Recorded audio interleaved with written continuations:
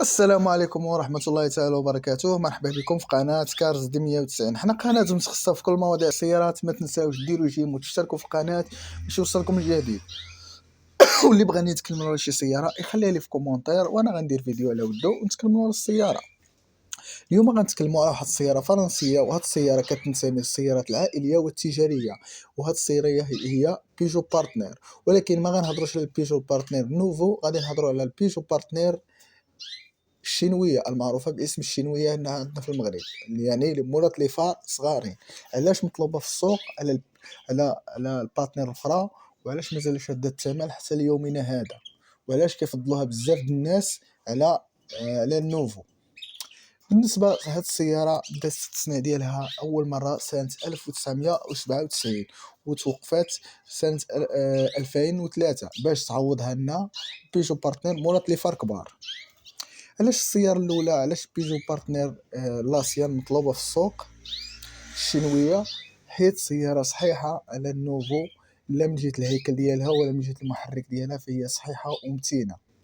بالنسبة للمحرك اللي معروف كيكون فيها هو الآن 6، محرك عادي بدون تيربو، كيكون ميكانيزم ماشي ضو كيكون.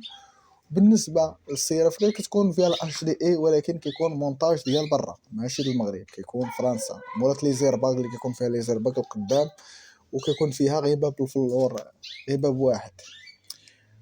هاد السياره نظام الدفع في السياره فهو امامي. بالنسبه لعلبه السرعه فهي مانييل 5 ديال الغيارات.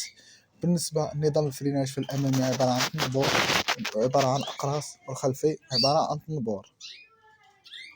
بالنسبه للثمن ديالها واصله حتى ل5 الملايين هاد الشينويه، عكس الاخرى اللي تقدروا تلقاوها 2004 تلقاوها من 3 مليون ونص، 3,700 درهم. اما بالنسبه للشينويه فهي راه دايره من 4 حتى 4 ونص حتى ل5 الملايين الا كان شي حاجه نقيه. هادشي علاش شاد السوق، حيت لا لي زير ديالها، لي زيرات ديالها القداميين ولا البارشوكات ولا البيبان كلشي فيها صحيح، كلشي صحيح ومتين، والبياس ديالها موجود ورخيص. لا لي فار ولا اي بياسه تقدر تلقاها موجوده وبثمن طايح.